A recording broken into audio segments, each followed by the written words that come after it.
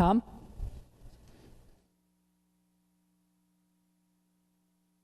Madam Speaker, I have the honor to announce that the Senate has arrived. The Sergeant at Arms will admit the members of the Senate and staff.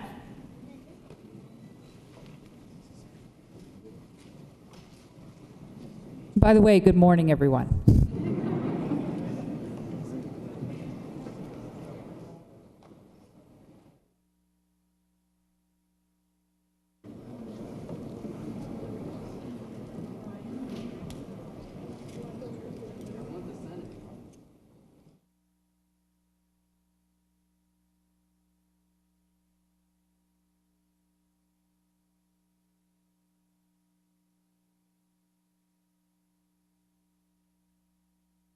Thank you for your patience. We'll be starting momentarily. We're waiting for the Senate to join us from the other side of the building.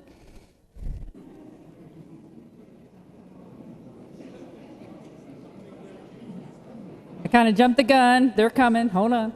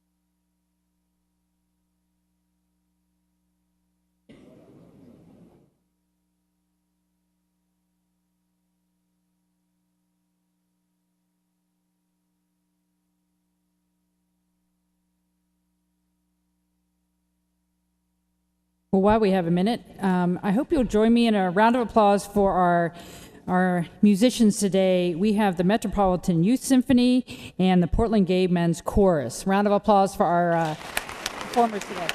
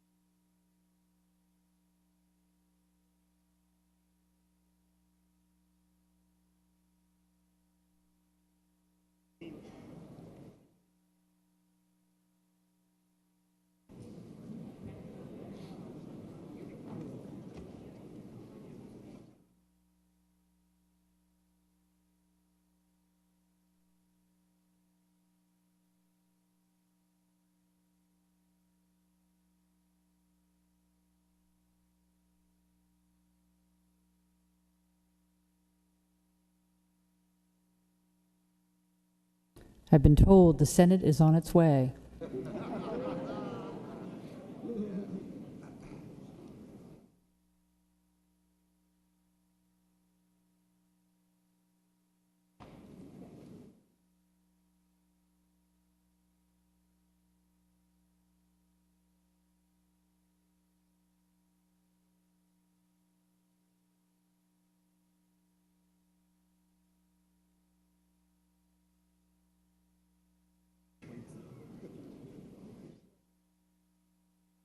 So I was told this morning that we should stay on schedule because there's a football game tonight.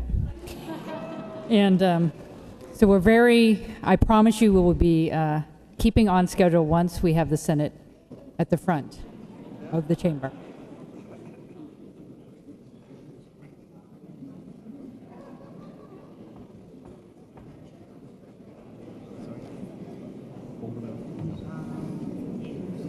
Madam Speaker, I have the honor to announce that the Senate has arrived. The Sergeant at Arms will admit the members of the Senate and staff.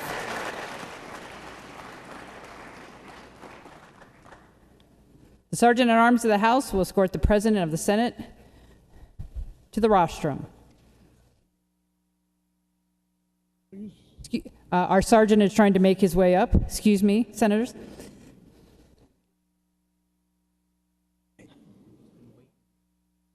Oh, now we've been waiting on you guys. We're always waiting. We went when we were told to go.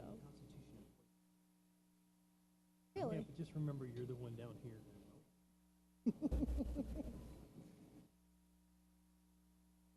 Welcome.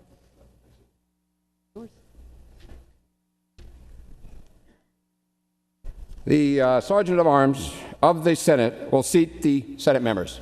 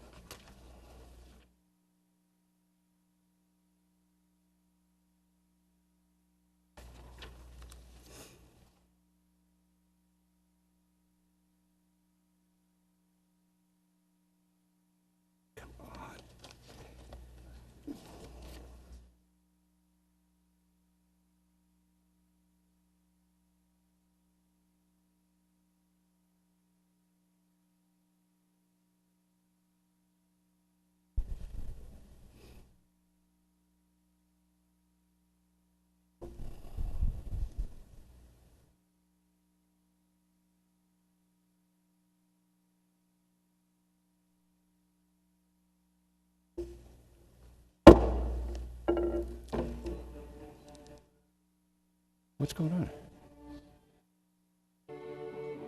Sit down. Sit down.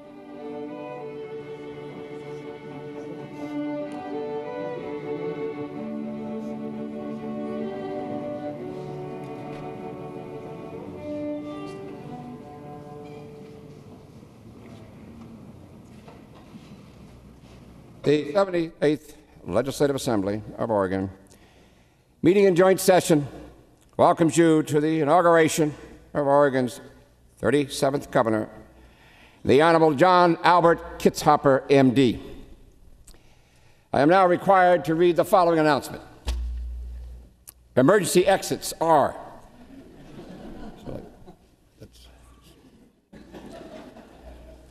size 30 print, center doors at the back of the chamber and doors to the left and right.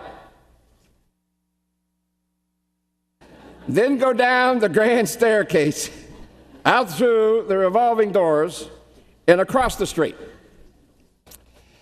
At the front of the chambers, exit through the south door. Thank you. Thank you.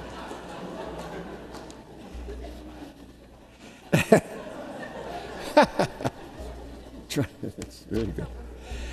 Go down the stairs and out through the bronze door on the first floor and across the grassy area. I just did that.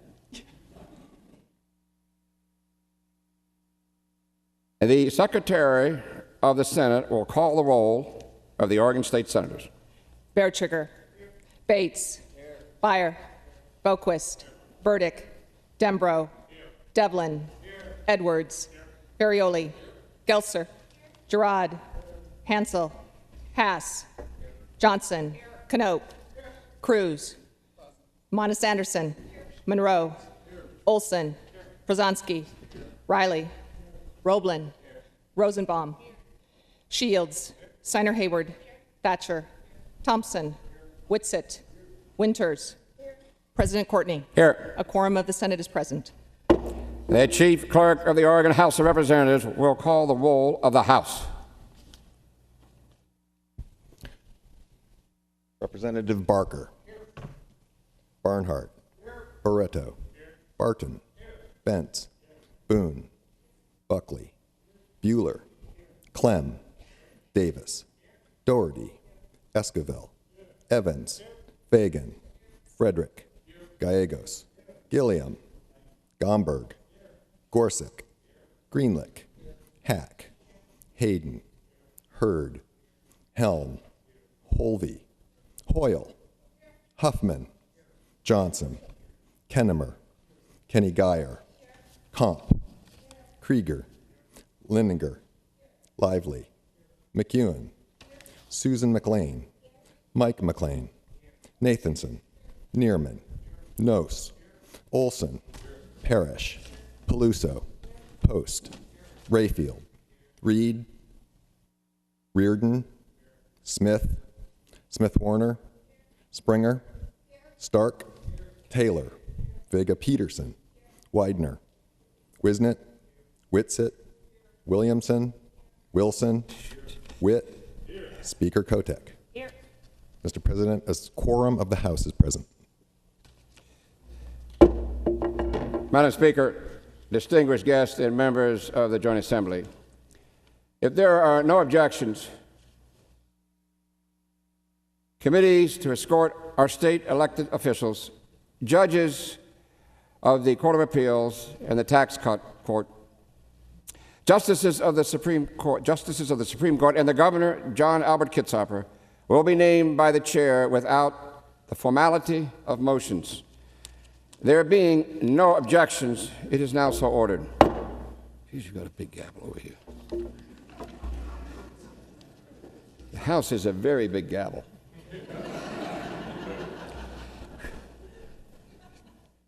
Senators Winters, Senator Monis Anderson, Representatives Kenny Geyer and Gilliam will serve as a committee to escort the state elective officers within the bar of the House.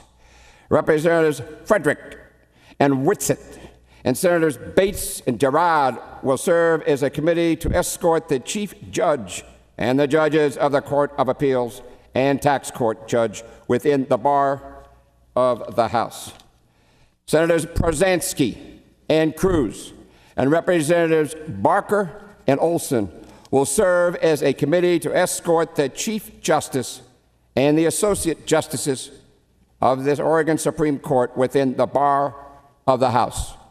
Representatives Mike McLean and Representative Majority Val Hoyle and Senators Ted Ferrioli and Senator Diane Rosenbaum will serve as a committee to escort the Honorable John Albert Kitzhaber, MD, Governor of Oregon, within the bar of the House. Please remain seated until the distinguished guests arrive. So I believe, they leave. I believe that the individual members now leave the building, that's good, leave the chambers to go do what you're supposed to do. That's a signal. That was a signal there.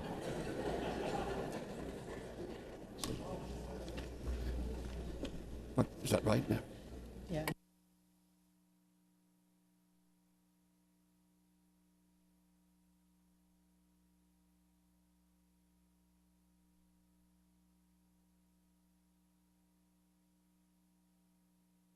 We're doing it. We're getting it. When they open the door. Well, that's why I got to keep remembering I can't do that.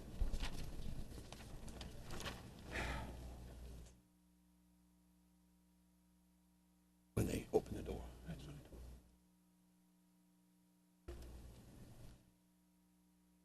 I'll remove all this when I leave so you don't have to worry.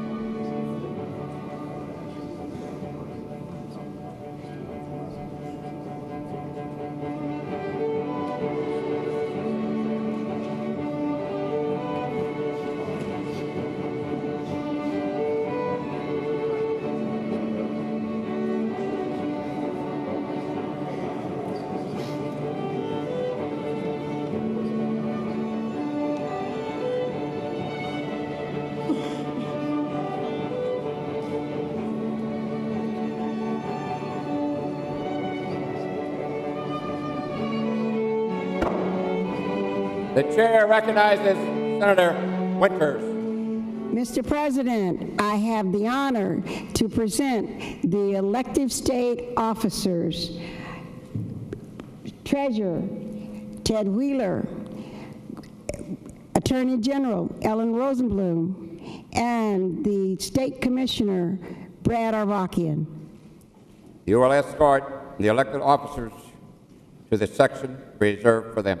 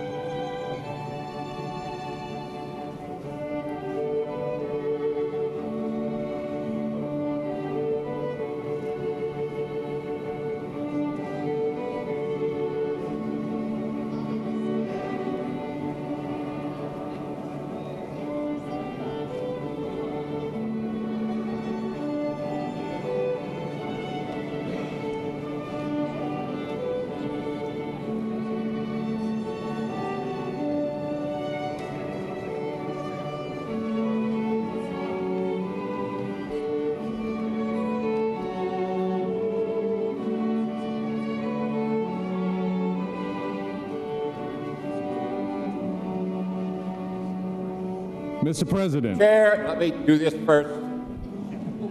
We're getting to you. The chair recognizes the Honorable Representative Frederick. Mr. President, I have the honor to present the Honorable Rick Hazelton, Chief Justice of the Court of Appeals, Associate Judges Rex Armstrong, Darlene Ortega, Timothy Sercombe, Rebecca Duncan, Lynn Nakamoto, Erica Hadlock, James Egan, Joel DeVore, Aaron Lagason, Douglas Tukey, Chris Garrett, Megan Flynn, and Henry C. Brytharp, Tax Court Judge. Thank you. You will escort the Chief Judge, Associate Judges, and the Tax Court Judge to the rostrum.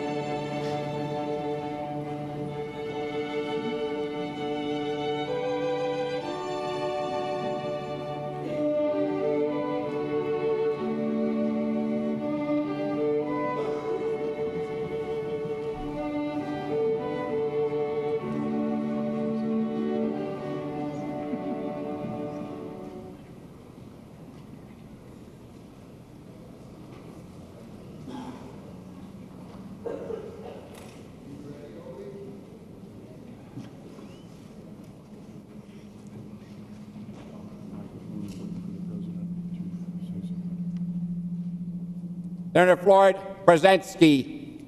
Thank you, Mr. President. I have the honor to present the Honorable Thomas A. Balmer, Chief Justice of the Oregon Supreme Court, along with the Associate Justices Reeve Kilsler, Martha Lee Walters, Virginia L. Linder, Jack L. Landau, David V. Brewer, and Richard C. Baldwin. You will escort the Chief Justice and Associate Justices to the rostrum.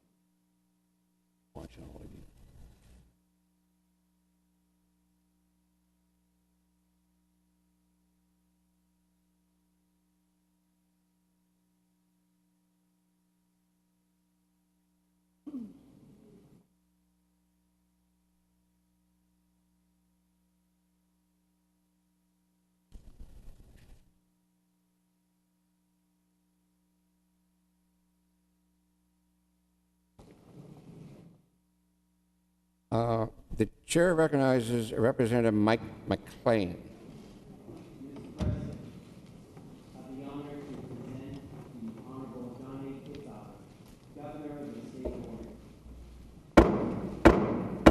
You will escort the Governor, John Albert Kitzhoffer, M.D., to the rostrum.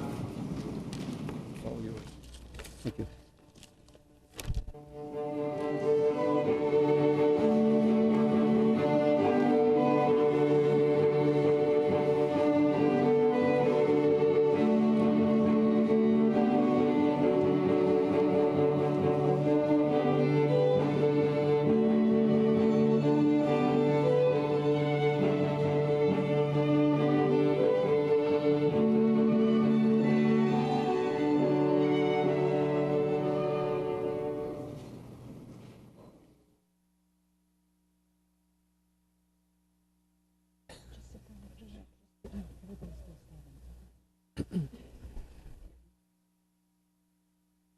Please remain standing.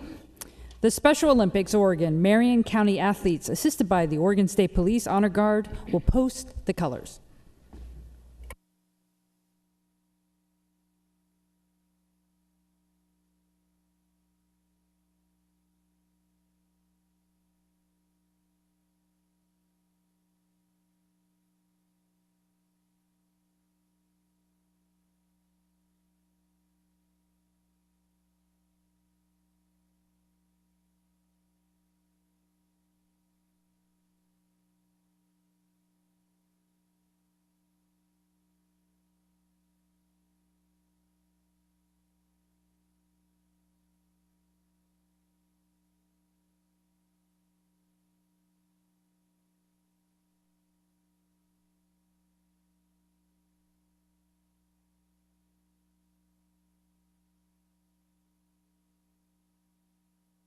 The national anthem will be sung by Marilyn Keller. For the glory and honor of God and country. Oh, say, can you see by the dawn's early light what so proudly we hailed at the twilight's last gleaming, whose broad stripes and bright stars through the perilous fight o'er the ramparts we watched were so gallantly streaming, and the rocket's red glare, the bombs bursting in air, gave proof through the night that our flag was still there. Oh, say does that star-spangled banner yet wave o'er the land of the free and the home of the brave, the brave.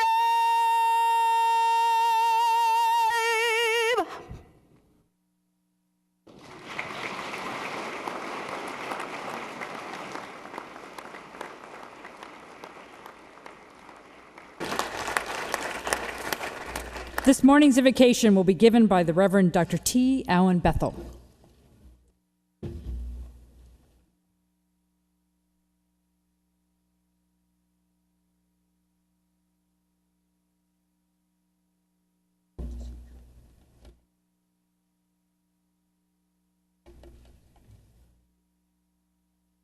As we gather today in the great state of Oregon, with those who shall govern the citizens across many lines, from the coastline to the Idaho line, from the Washington line to the California line, across racial, ethnic, political, and religious lines.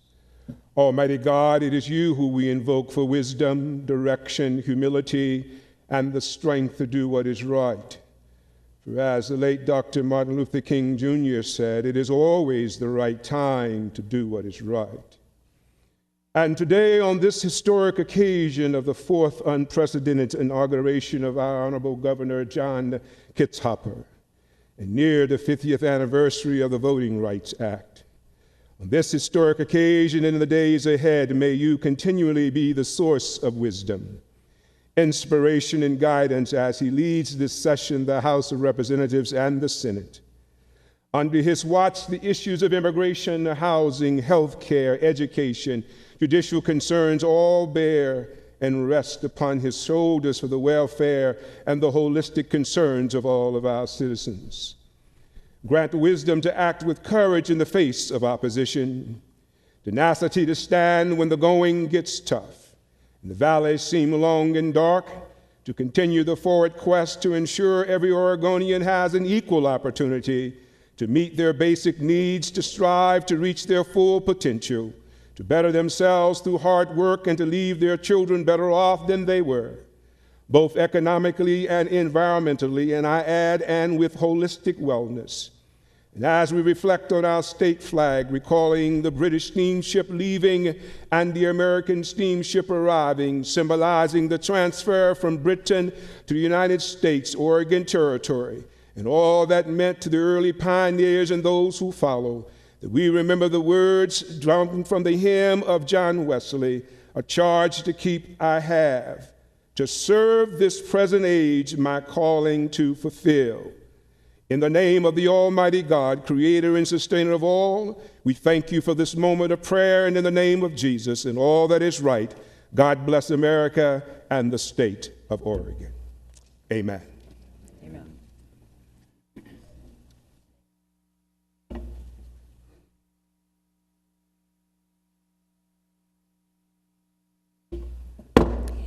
Thank you. Please be seated.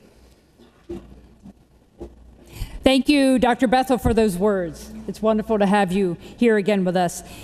And now the Portland Gay Men's Chorus will perform our state song, Oregon, My Oregon.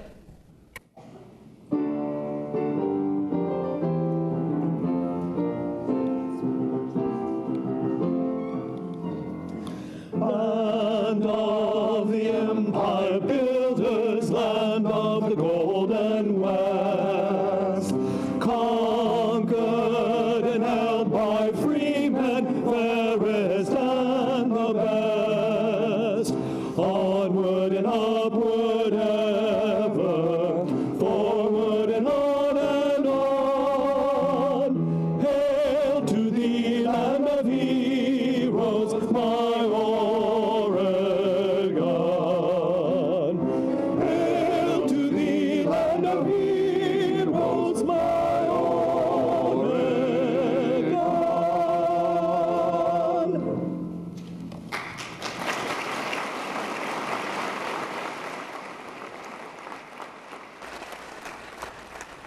It is my honor to welcome Alberto Moreno, who will deliver an inspirational message.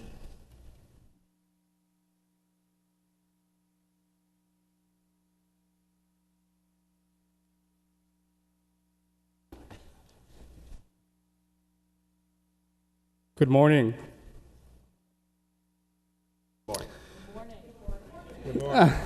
Thank you. You have to allow me a few seconds to get my bearings and to still my breath. These magnificent chambers we are unaccustomed to them. The place of my beginning were considerably more humble and consisted of a small house made out of mud and straw, so you will forgive me if it takes me a few seconds to arrive here to you this morning. But this morning, as I drove here to you, through the rich fields of the Willamette Valley, past verdant nurseries and crops of all kind, as I gazed east and then west to that final horizon, I was reminded of the greatness of this state. It is a vibrant, growing state whose population continues to change. Recently released figures reveal that Oregon is becoming a more culturally and linguistically diverse state. In fact, Oregon's population has seen significant growth in communities of color and other diverse and underrepresented communities, including a 41% growth in the Asian community, a 22% growth in the state's Black population, a 6% growth in the Native American community, and last but not least, a 63% growth in the Latino population. As the chair for the Commission on Hispanic Affairs, I would be remiss if I did not share with you that there are now 500,000 Latinos living, praying, and working in our state. And that it is of some relevance that 66,000 Latinos become eligible to vote each and every month across this great nation of ours. We are indeed a vital workforce and now represent over $8 billion in buying power in this state. Latinos, as you know, pay millions of taxes every year. They construct the roads on which we drive daily. They turn our beds in our hotels so they can be found on our construction sites. They are our nurses, our doctors, our teachers, our educators, our judges, and our small business owners. They are also the 176,000 farm workers who toil in the rich soil of the Willamette Valley and whom through their labor alone contribute over $5.3 billion worth of annual agricultural activity. And yet our highly productive communities do not always enjoy the same protections under the law. Our children, for example, have a 25% higher mortality rate, which means in the simple, unadorned vernacular of our lives that 25% more of our children are dying because of the color of their skin. Our African American children enjoy only half the graduation rate of all other children and are imprisoned at greater rates and kept longer for the same offenses. And according to a report commissioned by my organization, the Oregon Latino Health Coalition, there are still 17,600 children in our state who are not, let me repeat, who are not included in the state's Health Care for All Children Act, who are excluded from Oregon's promise. And the very workers who pick our fruits and vegetables, these farm workers have a life expectancy of 49 years of life. 49 years compared to 73 for our white brothers and sisters. With these stark inequities, you may be asking yourselves, why do we continue to come here to this great state? It's very simple. We come here because we believe in the promise of this great state, a promise that is so important that it was carved into the very walls of this state capitol by our founding fathers. The promise that Oregon's resources shall be justly and equally apportioned for all. But I want to draw your attention not only to what these stones say, but more importantly, what they do not say. The great stones onto which this promise is carved are silent. Silent on color, silent on creed, silent on national origin. It is, I believe then, a promise unabridged. We are here then at this time in Oregon's history because we believe in this great state and its promise for equality for all. But I want to be clear with you on this cold January morning that Oregon's promise is a promise unfulfilled, a promise not yet kept. that Oregon risks defaulting on its promise to the least of us, our children. But I am not, I repeat, I am not without hope. I do not despair on this morning or any other morning. You see, today as I made my way to this august body, made up of, I believe, good men and women who will do the right thing by all of our children.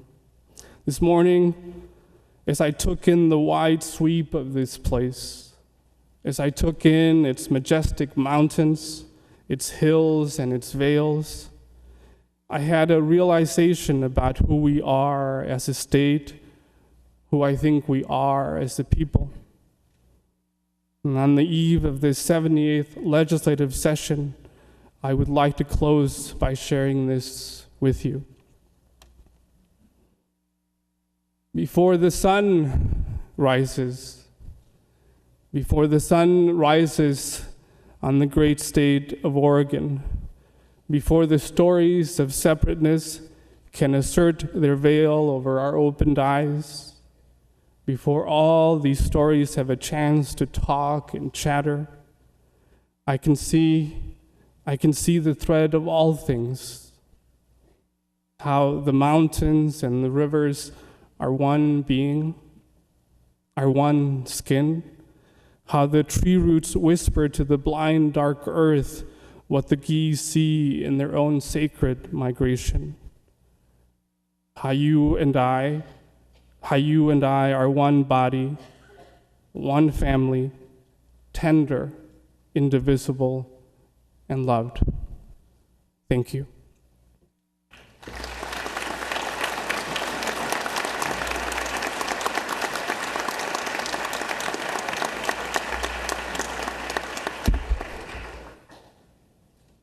The Portland Gay Men's Chorus will now perform If I Had a Hammer.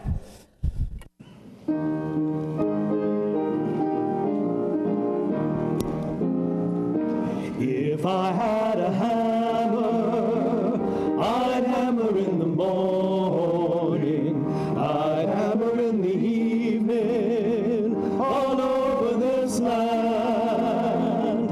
I'd hammer out danger, I'd hammer out warning, I'd hammer out love between my brothers and my sisters, all over this land.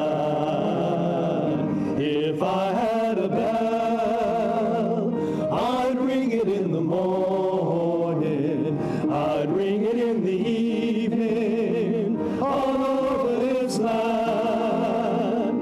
I'd ring out danger, I'd ring out warning, I'd ring out love between my brothers and my sisters, all over this land. If I had a song, I'd sing it in the morning, I'd sing it in the evening, all over this land.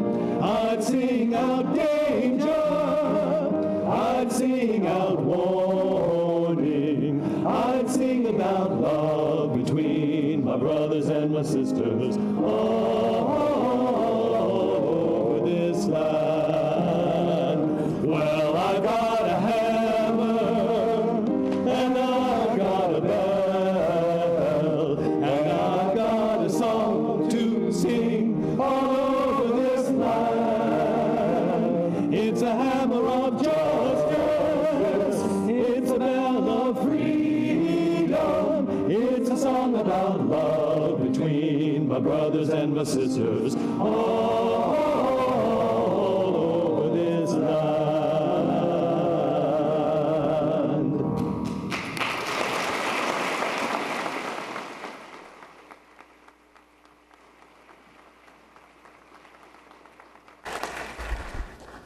On behalf of the Joint Assembly, I would like to thank all the folks and groups who have come together to help us celebrate this morning. The Metropolitan Youth Symphony for providing the prelude and processional music, and the Portland Gay Men's Chorus.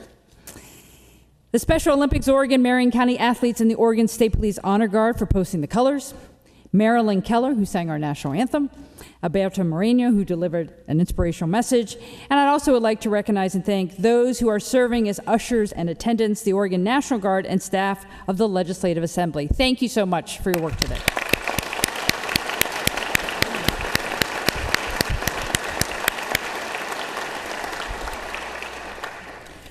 We also have with us today, in addition to all of our electeds, a select group of honored guests and dignitaries. I'd like to read them off, and if you're able, stand. If not, wave, so everyone knows you're here. On behalf of our governors, we have Pat Straub, wife of former Governor Bob Straub, here today. We're so glad you could be with us, Pat. Thank you very much.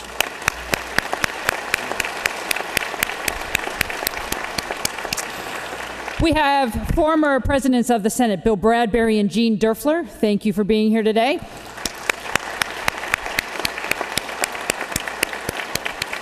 We have former speakers of the House, Larry Campbell, Lynn Snodgrass, Diane Rosenbaum, Dave Hunt, and Arnie Roeblen. Thank you for being with us today.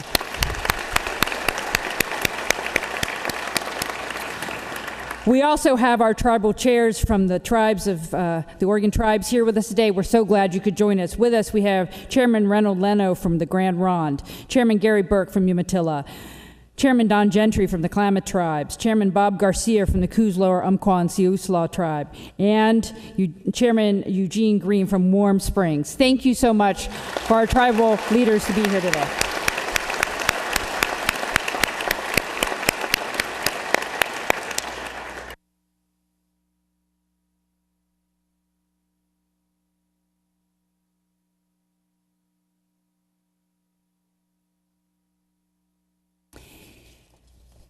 And now it's my great pleasure to turn over the rostrum to my colleague, the Senate President, the Honorable Peter Courtney, President of the Senate, who will address the Joint Assembly.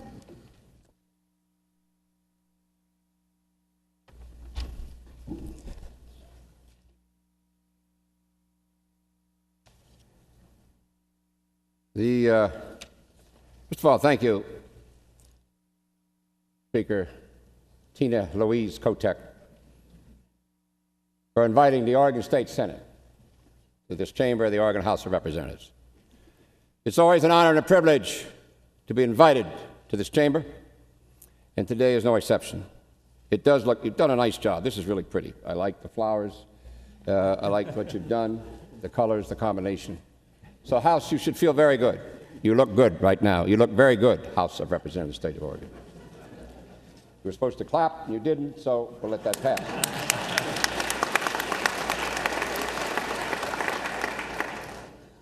The Chief Justice of the Oregon Supreme Court, who sits behind me, has no faith in me. Moments ago, he handed me a sheet of paper before I spoke. On it is this, size 1,000 print, Peter Courtney. He did it because he has felt that I probably would not know who I was when I got up here. That's really not funny.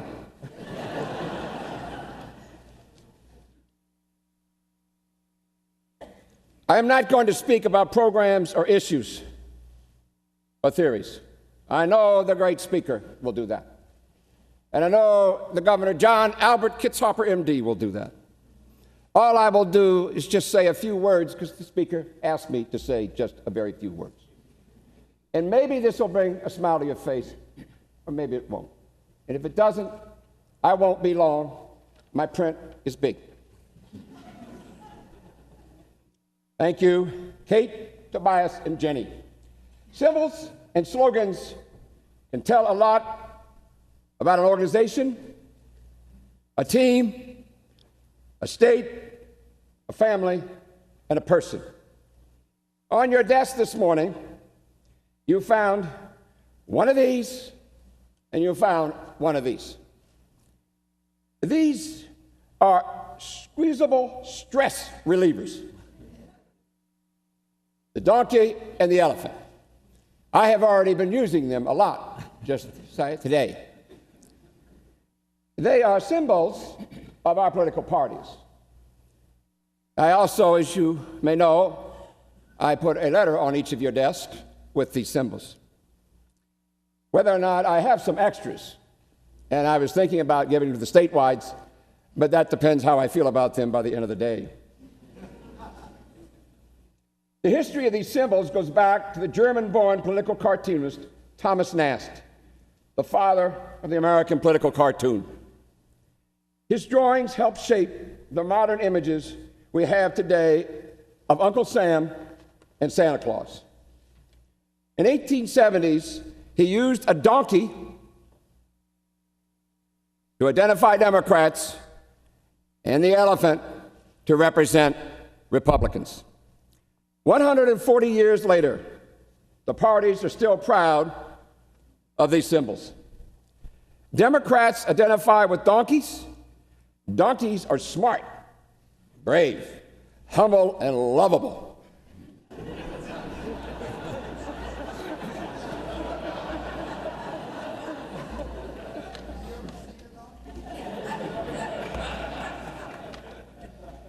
It's not good when people are calling out from the audience. Republicans identify with elephants. Elephants are strong, dignified, and intelligent. Republicans. I hope you accept your elephant and your donkey in the spirit in which they were given. But in a way, I almost wish I had not given them to you on this day, opening day. Today is a day of renewed optimism, a day on which we all believe we can work together on the coming session. The donkey and the elephant remind us that we are Democrats and Republicans. That is somewhat unfortunate today. Today is a day on which I don't believe there should be any, this is going to get me in trouble, caucus meetings. The elephants shouldn't go back to their herd on this day, and the donkeys should not return to their pace on this day. The pace is the herd. Do you understand? That's what it is. Today, donkeys and elephants are all part of a larger group. Today, we are all Oregonians on Oregon's team. Elephants and donkeys may look very different, but they have some very important things in common. Both donkeys and elephants are pack animals. They pull wagons, transport people, and carry heavy loads. Both will fend off predators, but both coexist in peace with most other animals.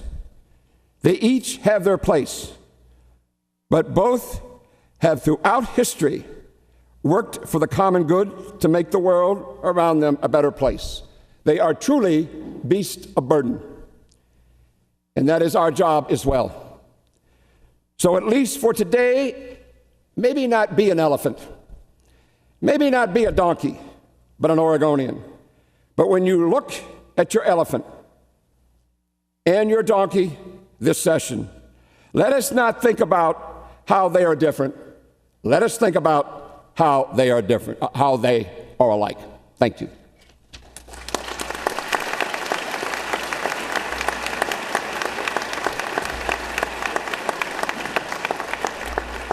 And now, the Honorable Speaker of all the House of the Oregon Representative, Tina Louise Cotet.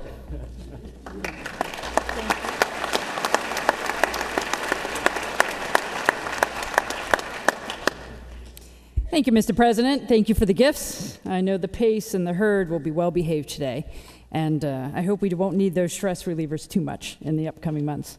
But thank you for the gifts. And thank you all for being here today. Do you want to help people, or do you want to be powerful? Last week I was reading about the life and legacy of former New York Governor Mario Cuomo, who passed away on New Year's Day. He said, "Decide exactly what you want to achieve," he once famously said. He said, "Do you want to help people, or do you want to be powerful?" You know, too many people believe that elected officials seek public office in pursuit of their own personal ambitions. But I have seen the opposite here in Oregon. Here in Oregon, in the Oregon legislature. In Oregon, people seek public office to do good things for their communities and the state as a whole. We are, all of us, inspired to serve the people of this great state. And that bond, the fact that we are all inspired by those we serve, each of us in our unique and individual ways, is a bond that unites and strengthens us. Let me give you a few examples. Representative Mike McLean from Powell Butte is inspired to find ways to help families in poverty, and he brings those concerns to the Capitol every day. Representative Brian Clem is inspired by farmers, and he works to protect farmland for future generations.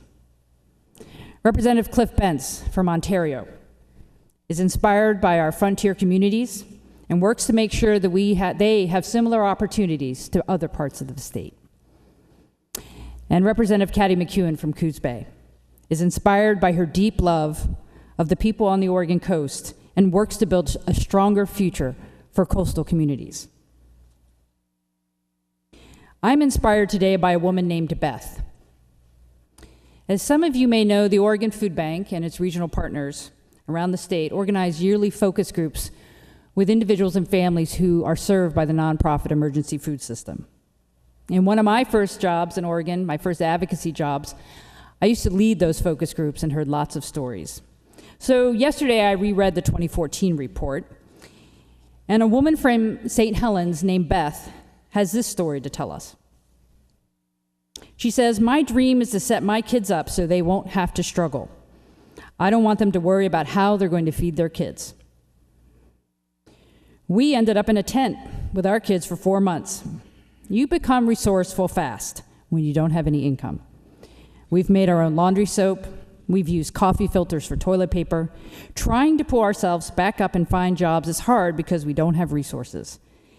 Everywhere we go, 100 people have applied. There's nowhere to help set you up to get good paying jobs. Where are we going to get training? We just need help or we're not going to get out of this rough spot at all. And then where are our kids going to be? What hope are they going to get?" Beth is resourceful. She cares deeply about her family, and Beth is determined to set up her children for a more stable and strong future. I'm inspired by Beth and families like hers. I know that if we here do our job right, we can ensure a more level playing field where women and working families don't just get by, they have an opportunity to get ahead. It is the people who sent us here who inspire us and should continue to inspire us day after day, even when the conversations are difficult and when the long hours fray our nerves. Because after all, it's not about us. In coming years, in fact, frankly, probably in a couple months from now, Oregonians may not even remember our names. And they will certainly not know the bill numbers or fancy names we give to the legislation we will pass in 2015. But if we are successful, Oregonians will know that it's become a little easier to make ends meet, to feed our children, to turn a big idea into a thriving business. They will feel safer driving on our roads and over bridges. They will see that teachers are empowered to do their best work and more children are succeeding in school. They will feel a bit more optimistic about paying for college, about retiring with security, and about living their senior years with dignity. As the work of the 78th Legislative Assembly gets underway, I'll leave you with one last bit of wisdom from Mario Cuomo. He said, "There are exactly 2 steps for being successful. 1, you figure out exactly what you want to do. And 2, you do it. And what we will do is both highly complex and very, very simple. We will help people. So let's get to work." Thank you very much.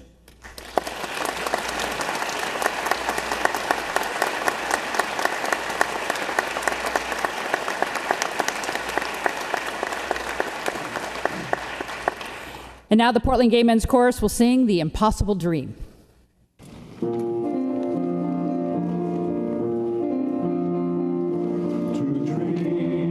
Impossible dream, to fight the unbeatable foe, to bear with unbearable sorrow, to run where the brave cannot go, to right the unrightable wrong, to love pure and chaste from afar. Try when your arms are too weary to reach the unreachable star. This is my quest to follow that star, no matter how hopeless, no matter how far, to fight for the right without question or pause, to be willing to march into hell for and I know if I'll only be true to this glorious quest, that my heart will lie peaceful and calm when I'm laid to my rest. And the world will be better for this, that one man's torn and covered with scars, still strong with his last ounce of courage, to reach the unreachable stars.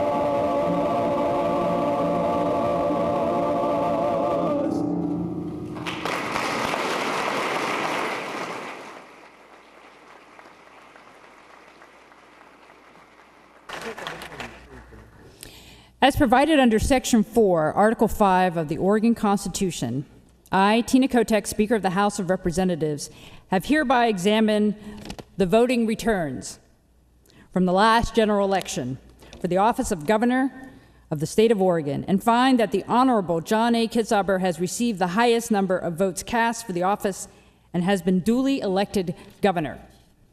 I present the Honorable John A. Kitzhaber, Governor of the State of Oregon.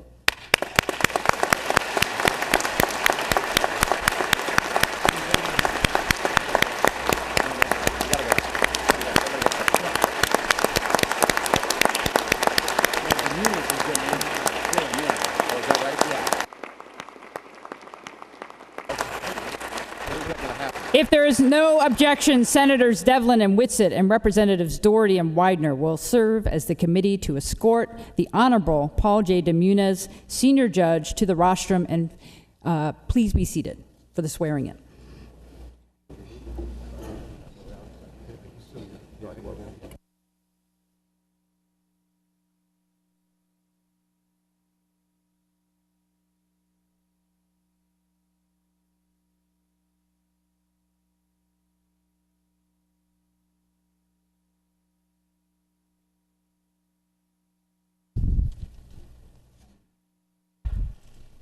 Senator. Speaker, I have the honor to present the Honorable Paul J. DeMunez. You will escort the Honorable Paul J. DeMunez, Senior Judge, to administer the oath.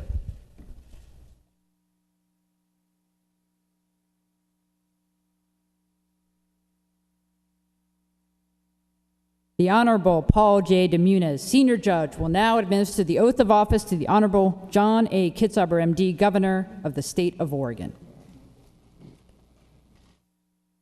Governor, please raise your right hand and repeat after me. I, John Kitzhaber, do solemnly swear I, John Kitzhaber, do solemnly swear that I will support the Constitution of the United States that I will support the Constitution of the United States and the Constitution of the State of Oregon, and the Constitution of the State of Oregon, and that I will faithfully discharge the duties of Governor and that I will faithfully discharge the duties of Governor according to the best of my ability. according to the best of my ability. Congratulations.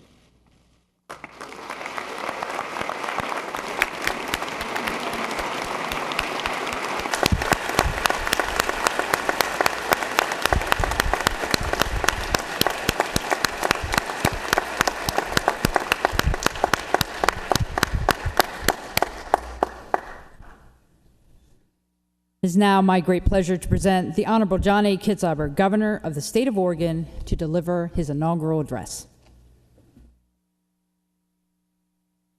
Well,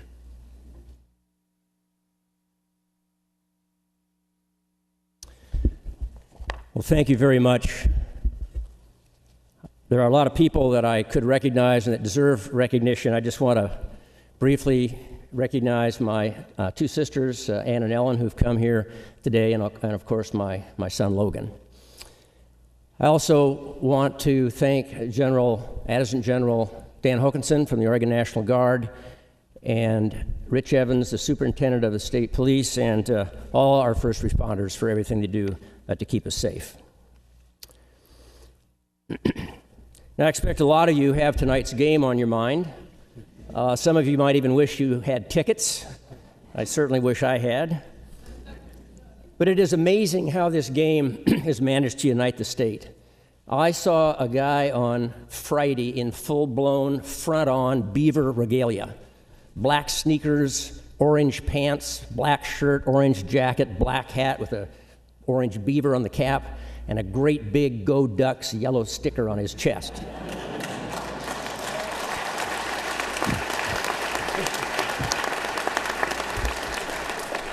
And I'm always amazed at these athletic events, and I'm sure you felt the same, with all these people packed in together, Republicans and Democrats, urban, rural, all races, all walks of life, and it doesn't matter. They're united in the common cause of making sure that their team wins. And sometimes I wonder what it would take to unify Team Oregon around the same kind of common purpose to deal with childhood hunger or education or creating jobs in rural Oregon. And that's what I want to talk to you about briefly this morning. I remember standing in this chamber in 1979, 36 years ago, right back at the seat where Shemia Fagan sits. I think it's desk 35, getting sworn in as a freshman member of the House of Representatives. Right before we swore in the late Vic Atiyeh as our 32nd governor. And I remember the first time I got to sit on this dais, and that was 30 years ago as a newly elected Senate president presiding over the 1985 legislative session and looking out at this magnificent chamber and at the names that are engraved on the walls, people like Narcissa Whitman and John Gray and John Jacob Astor, the men and women who built the foundations of our state. Well, as it turns out, I spent most of my adult life in this building, and I love it very much. And since I've just been sworn in for the very last time ever, I thought I would take a few minutes and reflect about what I've learned over the last 36 years that might be of some value, and why I did it, and what I hope to achieve in the next 4 years, which will complete the arc of my political career. So I thought start by sharing a little personal information, although thanks to our friends up here, I don't think there's very much left out there. But I have great faith in them. My political career really was the result of two things. The first was the fact that 67 years ago, I was born to parents who were members of what Tom Brokaw called the greatest generation. And second was that 47 years ago, Robert Kennedy ran for president of the United States. Now, my father was born in Iowa. My mother was born, and he was born in 1915. And my mother was born in Joseph, Oregon in 1917, and they met at Washington State University in 1939. And they got married the next year, November 2nd, 1940. And when the U.S. entered the Second World War, my father was drafted and left his wife of less than 2 years and boarded a troop transport called the Robert Sherman in New York Harbor for the dangerous trip across the North Atlantic. And just before the ship sailed, the Red Cross volunteer came on board and told my father that his first child had been born. That was my sister Anne, who he wouldn't see for almost 2 years. My father landed in France and marched all the way across Europe to Berlin. And from the day he was drafted until, including the 17 months he was with Patton's army in Europe, my parents wrote to each other almost every day. And I've always thought it was kind of a poignant tribute to their 65-year romance that they kept all those letters. And in 2002, my father edited them and put them in a volume that he simply called The War Letters, and he gave a copy to me and to my sisters.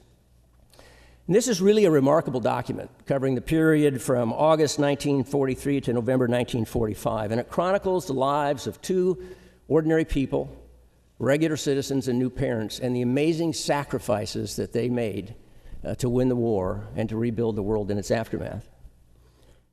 And before he died, I used to call my father up every year on June 6th, the anniversary of D-Day, and I would thank him for saving the world, because that is exactly what that generation did. But not only did they win the Second World War, they created our system of higher education. They built the transmission grid. They gave us the civil rights movement and landmark environmental legislation. They put in place the great social programs of the last century, Social Security and Medicare and Medicaid. And in their spare time, they cured polio and eradicated smallpox. And then they went to the moon. So I grew up in an era where people still believed in government and believed that it was a vehicle through which we could do amazing things for the whole society that we couldn't possibly do by ourselves, like bringing electricity to rural America, like the GI Bill, like building the interstate highway system. I still believe it, and I'm here today because I still believe in our government and that it can be a force for good in our lives. But I have learned that those kinds of remarkable accomplishments are only possible if they're driven by a sense of common purpose. Now, the sense of common purpose of the greatest generation was very clear and unambiguous. It was to defeat Nazi Germany and the Axis powers. It was to rebuild America, and it was to do all that they could to make sure that their children were better off than they were. Today, things are a little bit more ambiguous. Our problems are more complex. They're often interrelated. There are no obvious solutions. There's little low-hanging fruit and almost no quick fixes in a nation that's addicted to fast food and instant gratification. But I can tell you that the need for a sense of common purpose is just as important today as it was 70 years ago on VE Day, May 8, 1945, when Germany surrendered to the Allies. A sense of common purpose is the one essential ingredient necessary to build community, which allows people to come together and do collectively things that would be difficult or impossible for them to do by themselves. And it's that sense of common purpose which offers the adhesiveness that holds us together and allows us to act in concert as a community. That brings me to Robert Kennedy and the influence that he had on my life. I was a 21-year-old college student when Bobby Kennedy ran for president, and it was a remarkable campaign unlike any I've seen before or after. It was a campaign that truly focused on equity and opportunity. It was a campaign about unrepresented farm workers in California. It was a campaign about poverty and hunger and children starving to death in the Mississippi Delta and on the Pine Ridge Reservation. And it was a campaign that asked difficult and disturbing questions about a GDP that measured wealth but not well-being, questions about how we could allow this to exist, these contradictions, in the wealthiest nation in the world. And it asked questions about who we were and how we wanted to treat one another as Americans and as fellow human beings. And if you remember, it was a very short campaign. Lasted 82 days from when he announced until when he was assassinated on June 6th, which interestingly enough was the 24th anniversary of D-Day. I was inspired by that campaign because of his sincerity, because of his passion, because of his courage to speak from the heart and say things that needed to be said. And from the moment that he died in Los Angeles, I knew that this is where I wanted to be, and I wanted to commit myself to public service. Now, to me, the central message in Bobby Kennedy's last campaign was this: if a sense of common purpose is essential to build community, and if community is what allows us to come together to do collectively things that we could not do individually, then the strength of a community is inversely proportional to the level of disparity or inequality that exists within it. What Robert Kennedy was doing in that campaign was calling out the disparities and the inequalities in our society and asking people why we allowed them to exist. And that made a lot of people really uncomfortable in 1968. That was 46 years ago. And asking the same questions today still make a lot of people really uncomfortable. But those questions need to be asked and they need to be answered because disparity is the enemy of community. It separates us, it divides us, it reflects inequality, it reflects a lack of fairness. It says somebody's being left behind, that somebody is being excluded. And if you are the person who's being excluded from the community, then there's no sense of common purpose Without common purpose, you can't have community, and if we don't have community, we don't have the capacity to meet the challenges that face us today as a society and as a state. Last week, I had the honor of speaking at our state business summit. And the theme of that summit was In It Together. In It Together. A commitment to ensure that all of us have the opportunity to achieve a greater share of prosperity.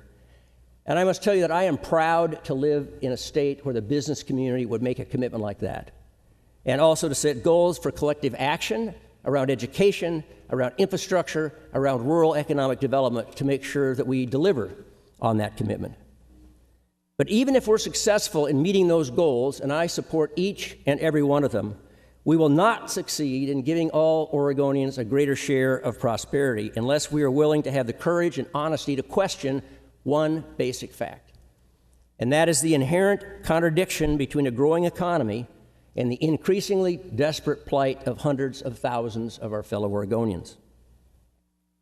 Indeed, sometimes I feel a bit disingenuous using the word economic recovery, because I am certain that that term doesn't have much meaning for hundreds of thousands of people in this state today.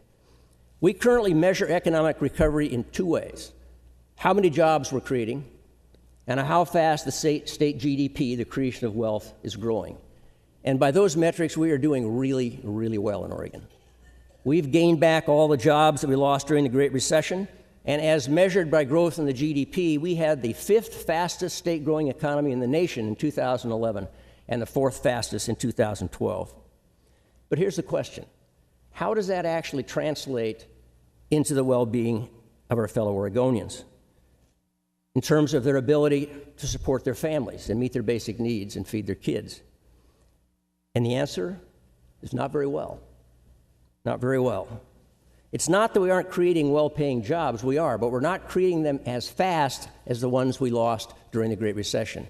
And this is actually something that's been going on for a long time.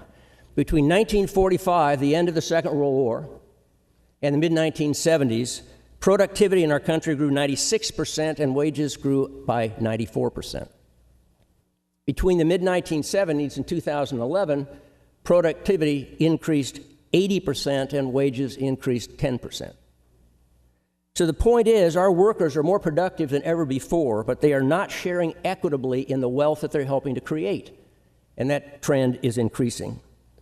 And it seems to me that should be troubling to all of us, because one of the basic premises on which our nation was found was the belief that in America, hard work is actually rewarded with a better life. But for a growing number of Oregonians, that is simply not the case. In the midst of our economic recovery, a growing number of people are trapped in low-paying, part-time jobs on which they cannot possibly raise a family, and with absolutely no hope of moving out or moving up. Why? Why? Why are 1 out of 5 Oregon children still living in poverty in this state of ours? Why are over 30% of our children facing food insecurity on a regular basis? Why is unemployment among Latinos 27%? And among African Americans, Native Americans, Hawaiians, Pacific Islanders, and those with disabilities, over 30%. And most importantly, why is this acceptable to us in the state of Oregon? I think we can all agree that this situation is not only unfair, but it divides us and adds to the disparities in our community and makes it even harder for us to come together in common cause. Now, the answers to these questions are complicated. I know that, and no one person, least of all me, has all the answers. But if we begin to ask the right questions,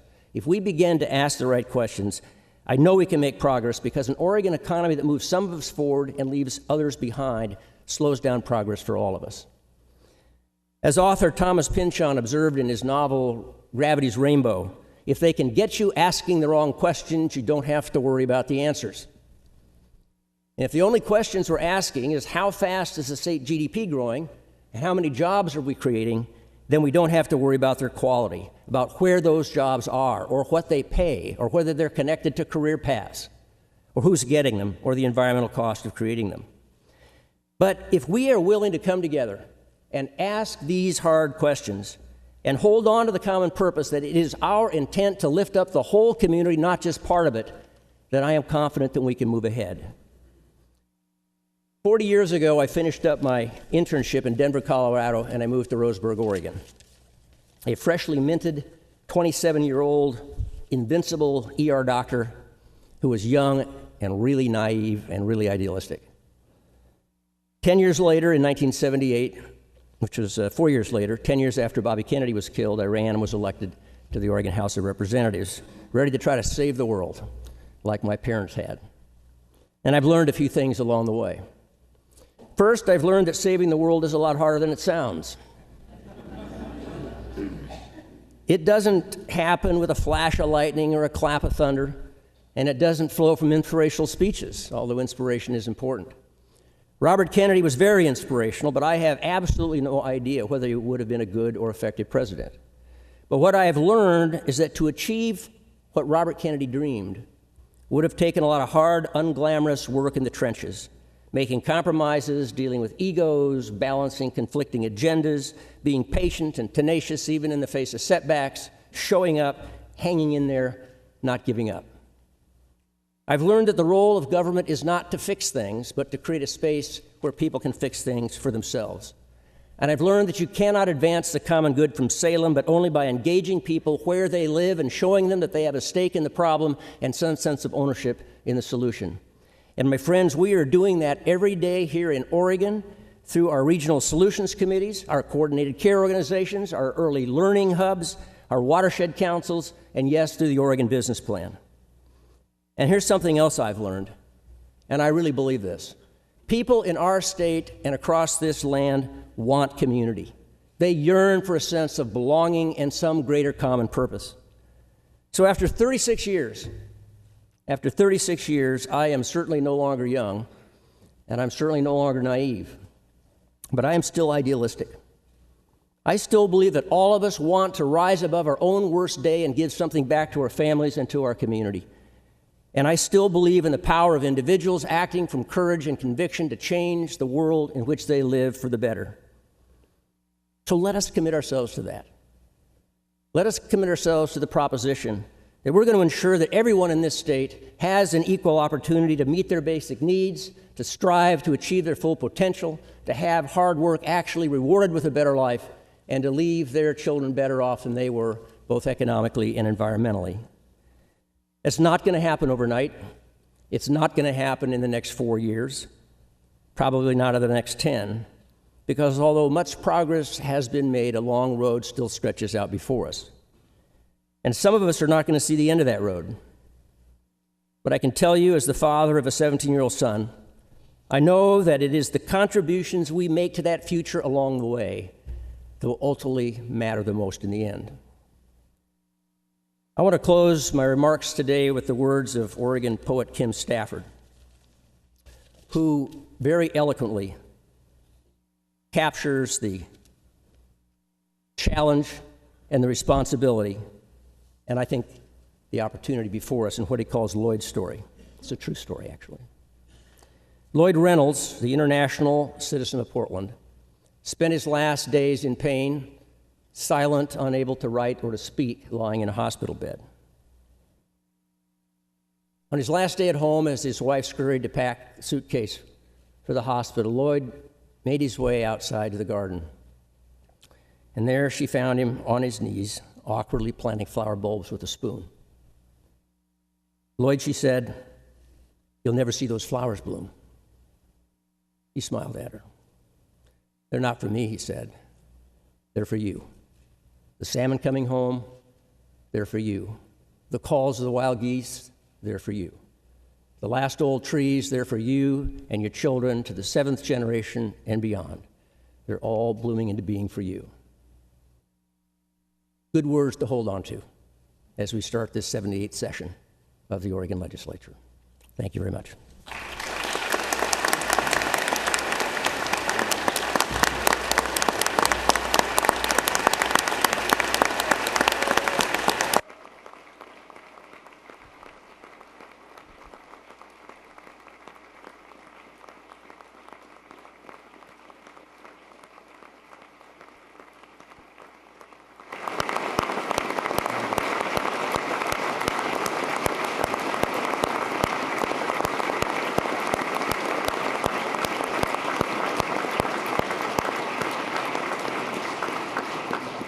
Thank you, Governor. Please be seated.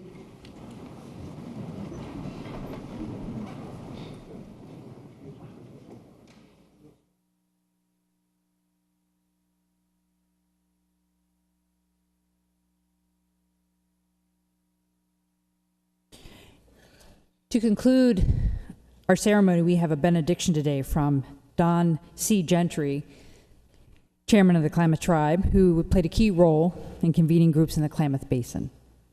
Chairman Gentry.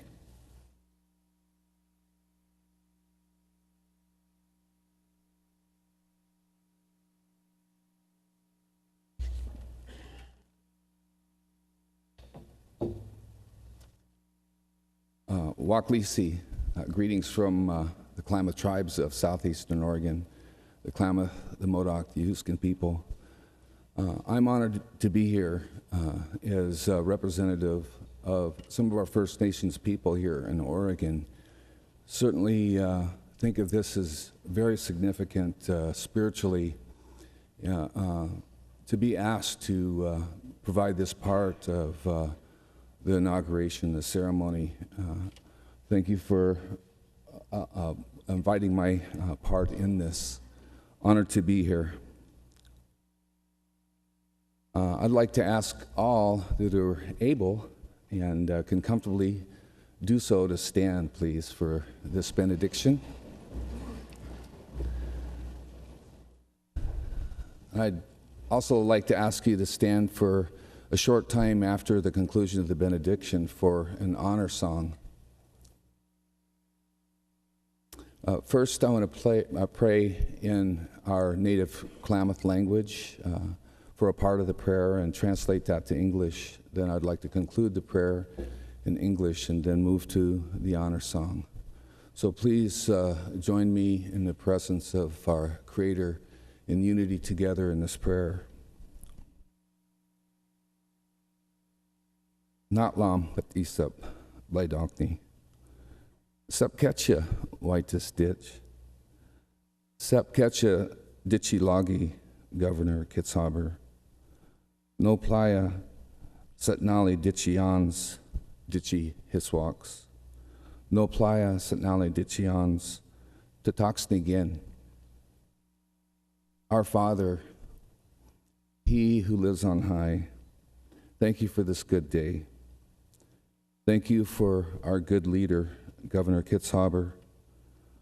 I ask your blessings upon this good man, and I ask your blessings upon us, your children. Creator, I ask that you provide Governor Kitzhaber divine wisdom and understanding and direction as he serves our people of this great state of Oregon. I pray that you help him. He is in a place of awesome responsibility and accountability. Please help him to accomplish good things as he has in the past for our people in a manner that pleases you, our one true God, our Creator. I pray your kingdom come. I pray your will be done here on earth as it is in heaven. I pray this for our state of Oregon. I pray this, that your kingdom come and your will be done here from this state capital. I ask that you help us as Oregon citizens to continue to honor and pray for our governor as you would want us to, even if we find ourselves on opposite sides of issues that affect us. Help us always to look to you first as our God and as our Creator. Bless our governor. Bless our people of this great state. Bless our land with the abundant resources that you've given us to provide for us and to provide a foundation for economic opportunity for all. Help us to be good stewards of this land as you intended us to and called us to. Jetsmot. It's all been said. In Creator Son Jesus' name, amen. It is appropriate and fitting and ceremonies like these, our Native people really believe it's important to do an honor song to honor this man and his commitment to our people.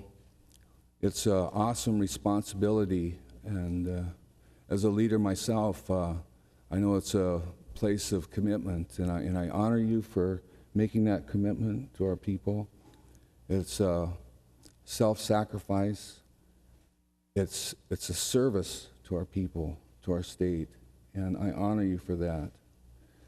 And I'm also thankful that I can be a part of this because of the work that you've done and the support that you've done for us in the Klamath Basin community. It's very significant, the commitment that you've made to us and the resources that you've provided through your staff to help us to reach an amazing place for our people. And it's in the heart of what you spoke about, a local solution by our local people. We recognized our problem, we came together to work for a solution. And I thank you for your commitment and your support to help us get there. And so I'm very pleased to be able to sing this song to honor you. This is a song in the Klamath language, and the words are No Astilcha, Nanook Sai Amodich. This song basically was intended to proclaim the goodness of our God, of our Creator. And it's certainly appropriate to use this as an honor song. It translates, we are telling, or I am telling everyone that you are very good. And it's certainly appropriate to use this song because we know that all we are, the talents, the abilities, the gifts that we have, the place that we have in this world is because of our God and Creator. And I believe it's totally appropriate to sing this to you. And if you feel inclined to sing with me, please do so. No Astilcha, Nanook Sai Amodich. I am telling everyone you're very good. No Astilcha, Nanook Sai Amodich. No Astilcha, Nanook Sai Amodich. No Astilcha, Nanook Sai Amodich. No Astilcha, Nanook Sai Amodich. No Astilcha, Nanook Sai Amodich. No Astilcha, Nanook Sai Amodich. No Astilcha, Nanook Sai Amodich. No Astilcha, Nanook Sai Amodich. Thank you.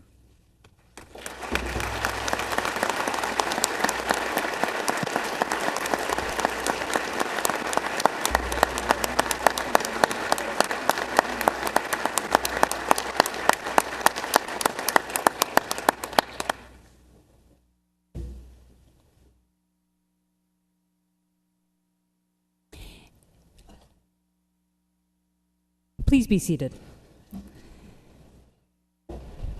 Please turn your attention one more time to the south balcony as Marilyn Keller and Mason Williams, accompanied by Art Maddox with the Metropolitan Youth Symphony, perform Of Time and Rivers Flowing.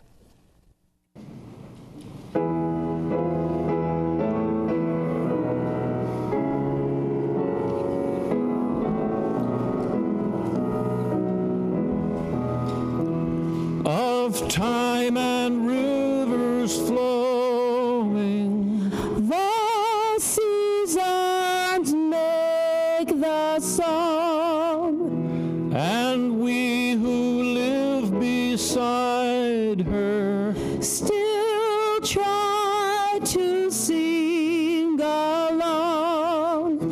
Of rivers, fish, and men, the seasons still are coming when she'll run free again.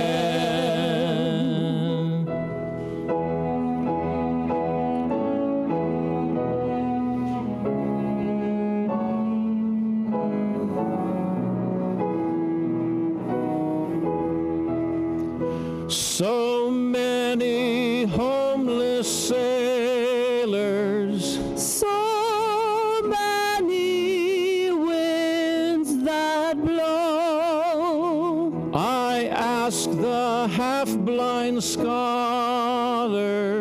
which way the currents flow. So cast your nets below, and the spirits of moving waters will tell us all they know.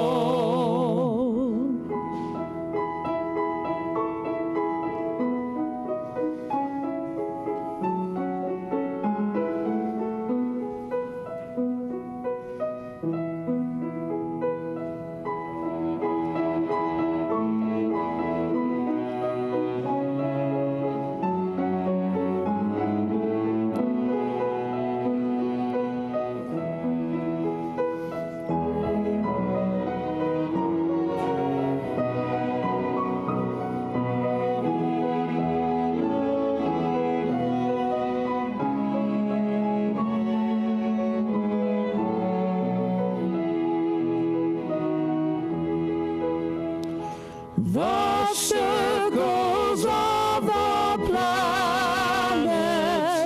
the circles of the moon, the circles of the atoms, all play a marching tune, and we who were joining can stand aside no longer. Now let us all begin, and we who were joining can stand aside no longer. Now let us all begin.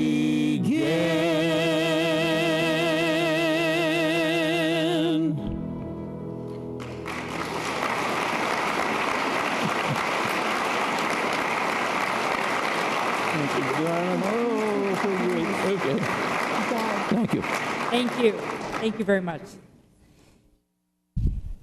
I would ask that everyone please remain seated until our distinguished guests have departed the chamber. Representatives Mike McLean and Val Hoyle and Senators Ferrioli and Rosenbaum will escort Governor Kitzhaber from the House chamber.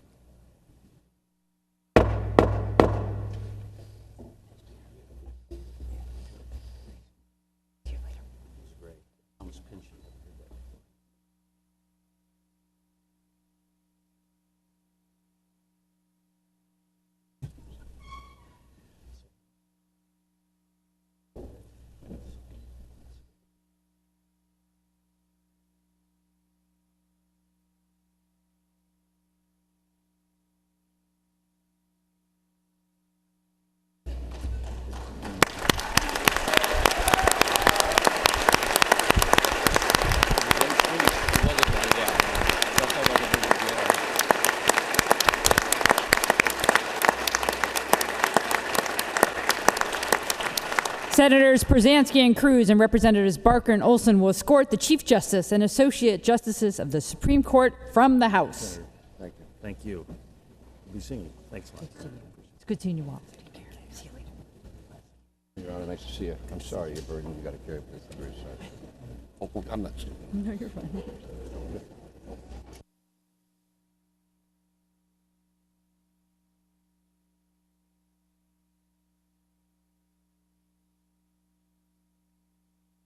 Representatives Frederick and Whitsett and Senators Bates and Girard will escort the Chief Judge and Associate Judges of the Court of Appeals and the Tax Court Judge from the House.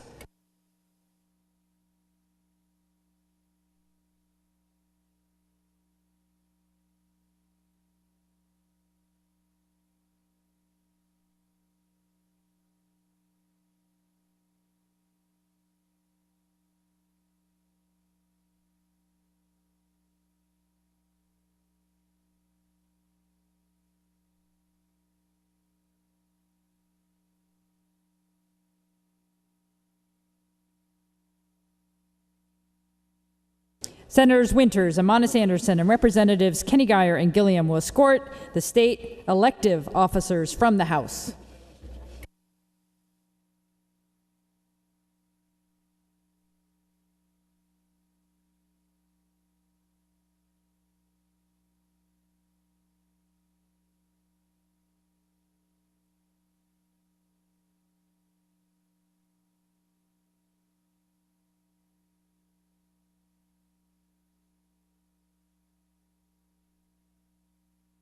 And the Senate President and the Senators will process from the House. Thank you for coming. It was great to have you. See you soon.